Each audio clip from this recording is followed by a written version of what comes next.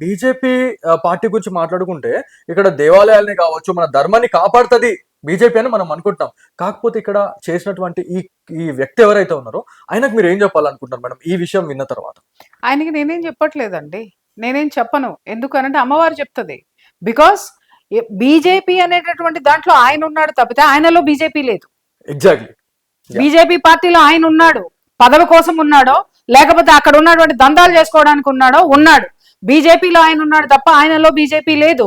BJP ఉండి ఉన్నట్టయితే ఈ దరిద్రమైనటువంటి మాట మాట్లాడుతూ గోదావరి నుంచి కొట్టుకొచ్చినటువంటి బాటిల్ గట్టెక్కి హోటల్లోకి వచ్చిందా అండి?